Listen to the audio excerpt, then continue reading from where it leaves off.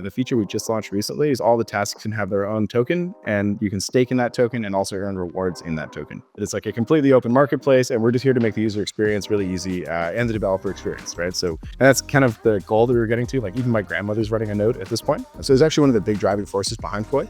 It's like, I don't want to have 10 nodes. I want to have one node, and then I want to have all these different products on it. Your token does have to be on our chain because we have our own really high-speed chain. You can wrap in a token from somewhere else. So if you wanted to launch your token on like Aptos or maybe EVM or Solana or something like that, like take advantage of some DeFi somewhere, you can do that, and you can actually bridge it into Koii.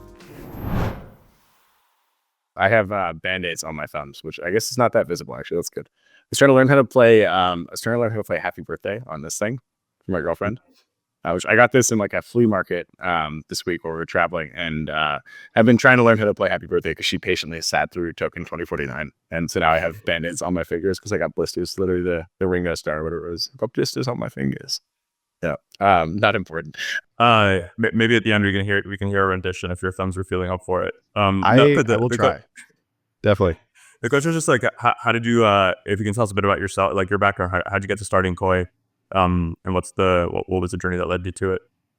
Yeah, I've always been really interested in how technology can impact the world. My parents are both in medicine, so growing up, watched them working really, really hard to help people every day, and always had the idea that, like, if you could do better with technology somehow to really impact how people could help each other, then that would make a big impact. My dad's a surgeon in particular, so I always wanted to make robots that could do surgery. So it seemed like a huge opportunity because then, you don't need as many surgeons and you can help a lot more people. So I went into a robotics degree. It's been a while kind of going through that phase of like trying to look at how all these big tech companies have come about, because it's really hard to actually, start the flywheel on a really big tech company, right? At the end of the day, it's not about having the right technology. It's about having the right technology, the right market, the right marketing, tons of financing somehow. And then you have to get that flywheel going, and then it has to grow exponentially. So I was fascinated by companies like Tesla, Google, Apple, kind of that old story. And I started buying a lot of the biographies, and I would read the actual like paper copies of these biographies while I was in engineering school. So by the time I finished engineering school, I realized that like robotics wasn't really going to be something that I could scale immediately, because most of the robotics companies were focused on like guns and how to make like humanoid robots, which is not what I wanted to do with the technology at all. So I started looking at how to like kind of leverage the engineering skill set and build things for people that can connect them better. The thing that I really centered on was like, free speech. At the time, the internet was very low bandwidth. This is like 2015. And so most people that I knew in engineering school couldn't afford much broadband, because at the time 3G was kind of in its infancy. And that meant that, you had to have like a pretty expensive phone plan to even like surf the internet on your phone. And if you're a student and you're like trying to hop around on campus, you'd like run from one Wi-Fi hotspot to the next one. And like you couldn't leave campus because most of the places downtown didn't have Wi-Fi. I was in a small town in Canada, Queen's University is out in Kingston. So we started wiring up different like restaurants and stuff in the city with Wi-Fi hotspots. And we set up an ad system so that like if you set up a hotspot here, you could push ads to the captive portal on another hotspot somewhere else. So you go log into the Wi-Fi hotspot and you get that ad page. And we figured out that like that is actually a currency that these businesses valued. So we started selling them the Wi-Fi hotspots and all this stuff. We had a hard time scaling that up. We went through an accelerator and really looked at like trying to build it out. But first tech startups are always hard. And after that, I got really, really interested in Ethereum. So I went down to Chicago for a robotics job, actually, automating factories, like doing like industrial automation with AI. And while I was there, I started an Ethereum meetup. And that first Ethereum meetup, like 2016, one of the co-founders of Ethereum walked into my meetup, this guy, Taylor Gehring. He had a bunch of really cool tattoos, and he seemed like he knew everything about Ethereum. And he was very like, he downplayed the whole thing. Like he didn't tell anybody who he was. He actually like still to this day is like very underground about the whole thing. But he walked into our meetup and started asking questions, and I answered pretty much all of his questions. So he gave me a job running a YouTube channel for him.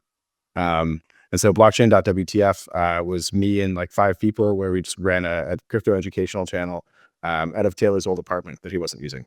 And so we researched everything under the moon. Every time that he would go to like a conference, like we heard about Urbit when it first came out, a bunch of these types of projects, and he would come back with like swag from the conference and be like, hey guys, go research this. It looks like it's really cool.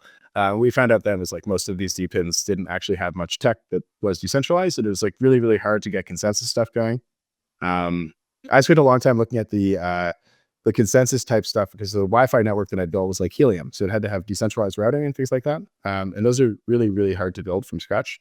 So I was really interested in how to solve this problem. We looked at a lot of those DePINs that came out back then, and as you know, most of them in 2017 went bankrupt.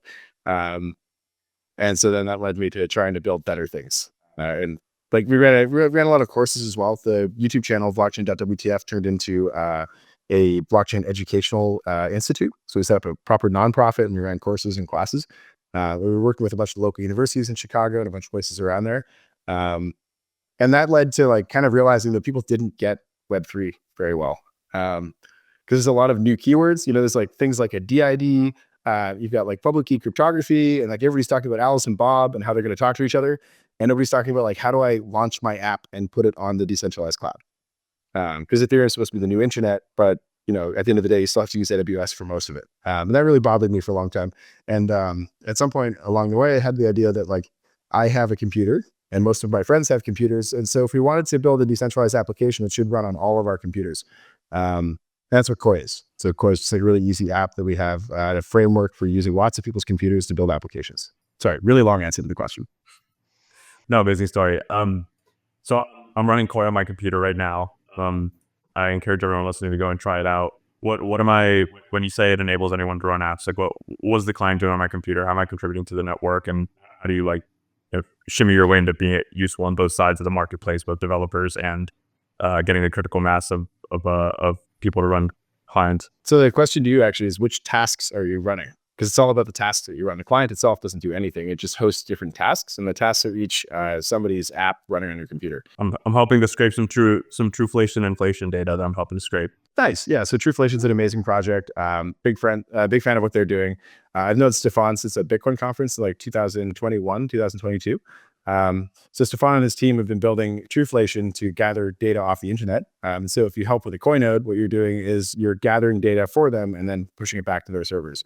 And so the Koii nodes act together as like a botnet that goes and logs into websites, downloads all the data, and then pulls it out and gives it back to them, which is something that they can't do themselves because like their IP would get rate limited. This is a really, really strong use case for what we're doing. Ultimately, they also have a token. So we're hoping to start distributing those tokens to Koii nodes once we go to mainnet. That's one example of what you can do with these things. We also have a whole bunch of other tasks in there. I think the really cool thing about this though is the feature we just launched recently is all the tasks can have their own token, and you can stake in that token and also earn rewards in that token. And so that means that it's like a completely open marketplace, and we're just here to make the user experience really easy and the developer experience, right? So for you installing it, I'm sure it only took a couple of minutes, and then you're up and running. And that's kind of the goal that we were getting to. Like even my grandmother's running a node at this point. And she didn't even ask her many questions while she's installing it. She just kept clicking buttons, and then her node is up and running. And now she has a lot of questions about what each task does. So every time I go over and see her on a Sunday, she's like, "Hey, what do these do?" Yeah, I don't know. How was the experience installing the node? It was great. It's super easy. I think there's a natural like hesitancy, or I mean, maybe it's crypto people, maybe it's people who grew up on the internet, but like downloading a client onto your computer is always somewhat sketchy. I think we're now getting to the point where people are like overlooking that, or there's trust in at least open source clients that you can go and like run these on your personal laptops. But it's very cool. Well, one of the things that like I think most people, or maybe it's just me, but I suspect most people come in thinking about it in terms of financial returns and yields, right? They see multiple tokens coming in for their computer, and they're unlocking this like idle asset that they had. I have found myself though, like spending more time engaged in some of these communities. I know more about Trueflation now. I'm spending time in some of the other apps that are on there. How do you guys like, how financialized is it versus more of a funnel to getting people to contribute to these communities in other ways? Or just how do you think about the product evolving from what it is today? So I think this is like, I'm really glad you asked about this. I think this is just like the meetups in like 2016, 2017. Because people don't know this, but like when I bought my first Bitcoin, at least, I had to go and ask somebody in person at a bar. There was a meetup.com event, and you went to the bar, and then you met people who were also into Bitcoin, and then they showed you the app that you had to install on your phone, and you handed them cash. And that was a pretty sketchy process, right? So it wasn't easy to trust what was happening. There was no standardization. And then when you bought Ethereum, there's a different app you had to install and a whole different group of people at a different bar that you had to talk to, or cafe, depending on what part of the world you're in, right? And that was pretty much what it was like to get into the Web3 world back then. So there wasn't like a stable hub for meeting these kinds of people or like exploring new communities. And I think though, the interesting thing about this is it is definitely financial at the beginning. And then you get people that become zealots for decentralization. Or they find one of these causes and they're like, wait, actually, I came in here to get free tokens, but now you're telling me that we're going to fix inflation and we're going to stop the government from printing money because we're going to track all this stuff. We're going to have actual data that we can give to politicians so that they can make good decisions. That's amazing, right? That's Drewflation's mission, is that they're going to go and actually make governments accountable. And so that kind of thing actually, I think, helps people move a little bit further down the rabbit hole and actually get into decentralization as more of an ethical thing. And along the way, I think if you support projects, you also get access to the financial returns from those projects. And so it can be both. But you might come in for the money and then you stay for the show. And maybe the show actually leads to more money and everybody kind of wins. One thing that you brought up though, which is kind of cool, is this idea that you don't want to install a bunch of different random apps on your computer. So it's actually one of the big driving forces behind Koii. It's I don't want to have 10 nodes. I want to have one node, and then I want to have all these different products on it. And that's why we decided to make it kind of, token agnostic, which is something that most of our competitors said not to do, or have decided not to do. And most of our investors said not to do, deliberately told us, don't do that, you will die. But it seems like the only way to do it, because every time we talk to a developer, what they want to do is launch their own token to their community and find people who believe in what they're doing. And it doesn't make any sense to stop them from doing that. So the exciting thing lately is dozens of developers have launched their own tokens on Koii. So our last hackathon had 10 projects launch tokens, which they did on their own without even talking to us. And then the only thing that we were doing previously was we were whitelisting them to actually get onto the node, because we wanted to make sure that anything that node operators are running is secured and verified. But now we've even got an open source way of doing that where people can verify as a community.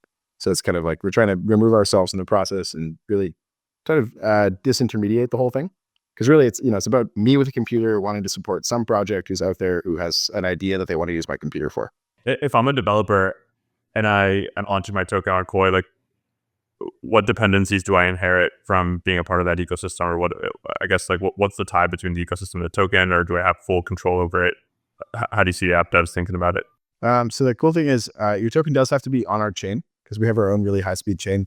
You can wrap in a token from somewhere else. So if you wanted to launch your token on Aptos or maybe EVM or Solana or something like that, take advantage of some DeFi somewhere, you can do that, and you can actually bridge it into Koii. And even if you want to have it through a bridge, you can just have a redemption policy. So you can have your token that you use on Koii, and then people can redeem that to get your mainnet token somewhere else. And so that's really the only expectation, is that you have a token on our network. And that's because the way that we get paid is for gas fees. So the Koii token is for gas fees, and our early investors and a lot of the people in our community are running validators. So they're the ones processing your transactions. And so that's how the whole ecosystem keeps rolling, and that's how we can afford to keep investing in developer experience and user experience and all that. But yeah, ultimately, that's the only real expectation. Other than that, it's a Docker container. And so you can put anything that you can put on Amazon Web Services into Koii nodes. And there's some tricks that you have to do to make sure it's reliable and runs properly. But we've standardized a lot of that right now. We're working on more standards now. Are there any products outside or related adjacent in crypto? We've talked, I don't know if this came from me or you originally or somebody else, but they said you have a pumped up fund for launching tokens for compute networks, or different ways that you might see an aggregator, a node aggregator, different DePINs evolving, whether it's really leaning into the liquidity angle or being a launch pad. Over the years, many different types of crypto businesses have basically monetized by helping people launch tokens in one way or another, and providing different back-end infrastructure services on top of that. So just curious, what do you, for people who are the first time are hearing about Koii for the first time, but have been in crypto for a while, how do you analogize it to other things in the space? Yeah, so Pumped Out Fun is cool, and I appreciate the comparison, because obviously they've done really well, and it's been really exciting for a lot of people. I like what Warren Buffett says about productive assets. So he has this rant that he did at one point. I think it was one of the annual Berkshire Hathaway meetings, and he says this thing about there are productive assets and there's unproductive assets. And productive assets are a farm.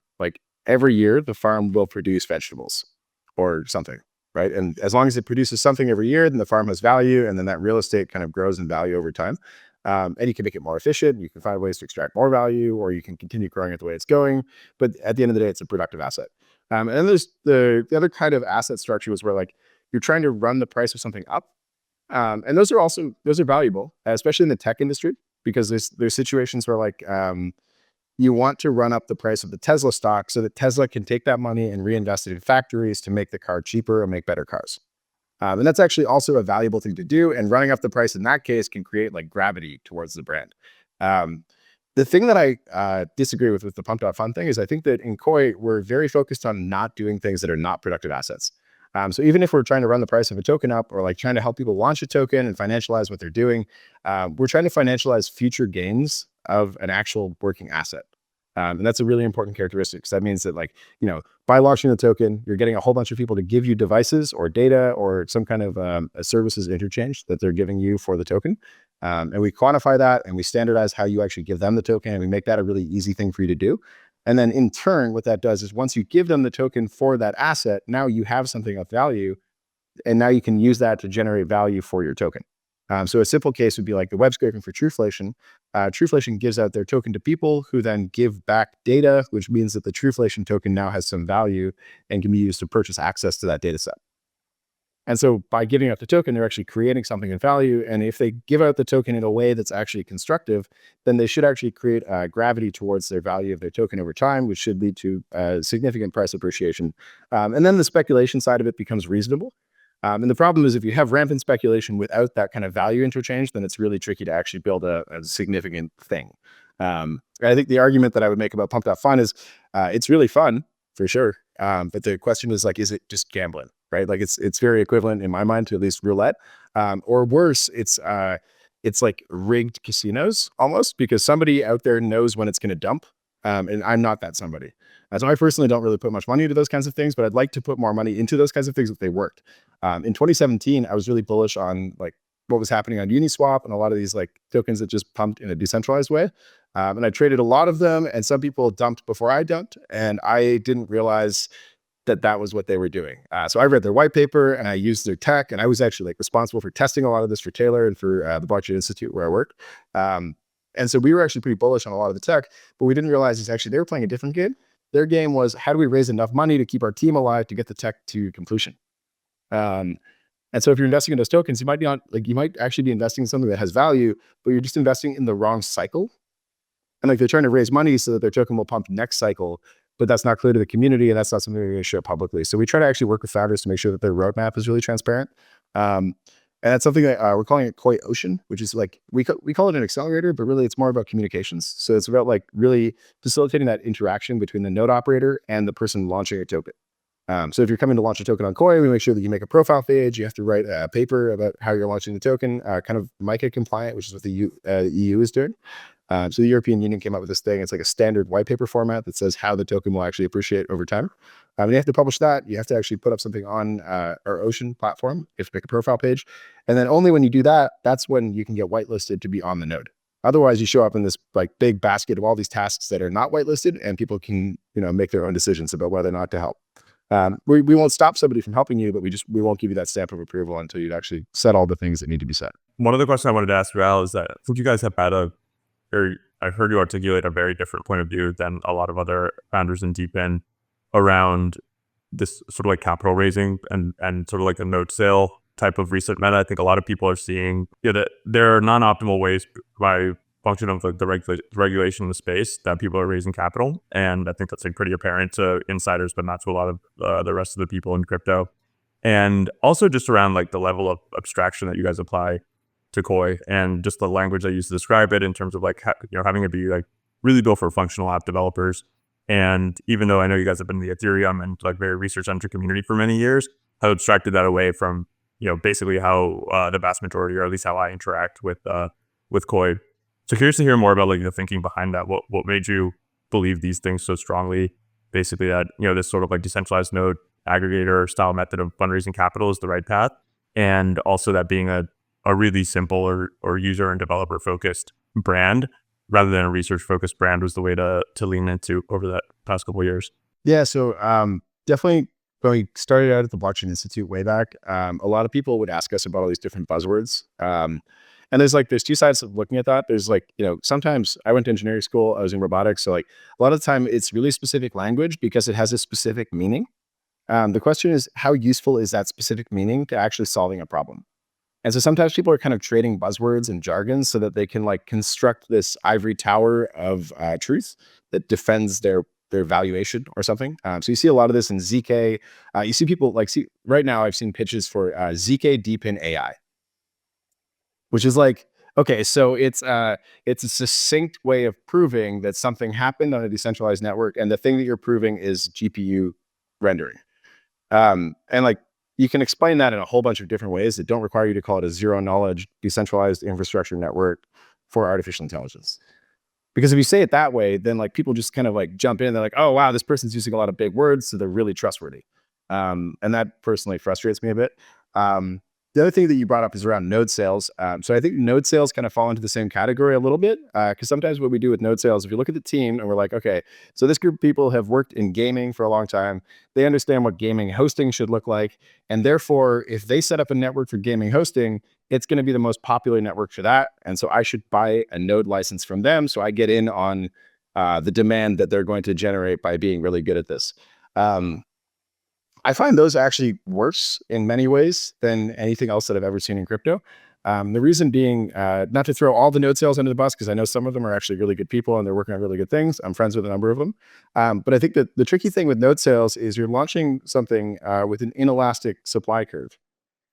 And so if you look at like Uber or Airbnb or any of these like sharing economy products, what they do is they provide a consumer product as a substitute for what would previously have been a commercial product. So I can take my car and I can drive down the road and I substitute for a taxi driver. And that's because my car and the taxi's car are the same. The same thing applies to Airbnb, where like the house that I can offer somebody or like the room that I can offer them is very similar to a hotel room. And so there's a good substitution that can exist there.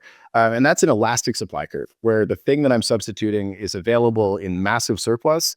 And so if there's ever like a pricing inefficiency on the hotel side, then people will start to stay in Airbnbs more. Or, you know, same thing goes for Uber. Like if taxis aren't available, then I'll take an Uber. And what I think node sales do is they create a situation where the only person I can actually use is the guy with the taxi medallion, which is actually the whole reason that the sharing economy happened, is so that we could avoid those kinds of things where you have to have the stamp of approval in order to participate in the economy.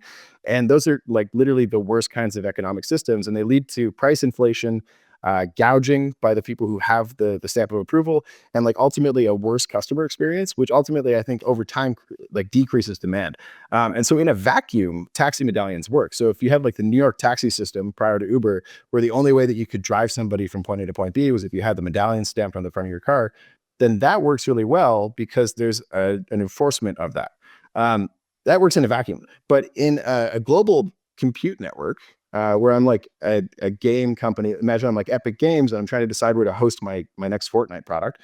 I'm going to just pick the best product, right? So if I look at Aether and 10 other competitors, I'm just going to pick the one that's the cheapest and has the best results. And that's not going to mean that I'm going to, you know, choose it because they have all these people credentialed. And that creates a lot of problems, I think, long term for how these kinds of networks are going to grow. But what it also means is that, especially in many of these cases, they've got a specific node specification. So they're asking people to run a really specific type of hardware. And if that type of hardware is not the specific solution to the problem or the most cost-effective way of doing that thing, then that means that over time, the price inefficiency of that network can grow exponentially. Because it means that they're locked into this one way of doing things and they bought a license to do it that way. It's kind of like having a yellow taxi, which maybe Ford doesn't make the best cars. Maybe we all want to drive people around in Hondas, and we can't do that because the New York City taxi medallion people, they're selling Fords. And that's like, that creates this huge life cycle problem for all of these products. And I think it's the entire thing that we're trying to go against. So I'm actually really confused about why people haven't been calling this out more, to be totally honest. But I don't know, maybe you can shed some light on this. Like, how do you feel about node sales? Like it always pays to do things first in crypto, and it's just another form of regulatory, or it's a way to raise capital, you know, from people who are not going to participate directly in the network, and maybe you provides some protection from securities laws through that. You know, not legal advice for anyone listening, but I think this is the motivation behind it. But I hear you on it being, you know, sort of like counter to the ideals of how we thought that decentralized networks would be built. Well, I think it's not so much about ideals and ethics, though. It's more about like, if I look at decentralization, like I'm a decentralization maxi for ethical reasons, but also there's a cost efficient and economically viable way of doing things that is why the sharing economy type products all work. And I don't think that we're doing that with the node sale stuff, which is interesting.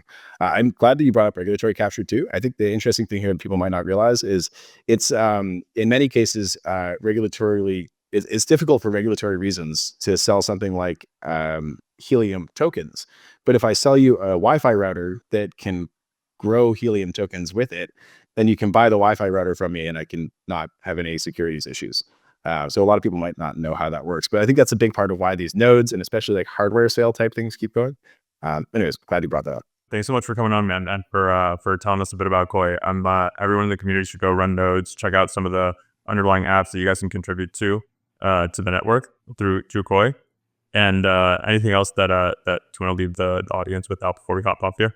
Just that everybody should try supporting decentralized products. If you have a computer and you're not using it when you go to bed, that's a really good way for you to get free tokens and also to participate in some of these networks and try to support. Decentralized social networks are really big. We think decentralized AI agents are going to be mind blowing. And this is like, you take something like ChatGPT, which the model is now getting smaller and smaller, and you run that on 5,000 home computers. And so now a group of people who would have otherwise not had access to an AI agent can get their own really powerful one and train it with their own data, and they can get an advantage in the global economy. So I think that's really fantastic. I'm also going to play the kalimba for you.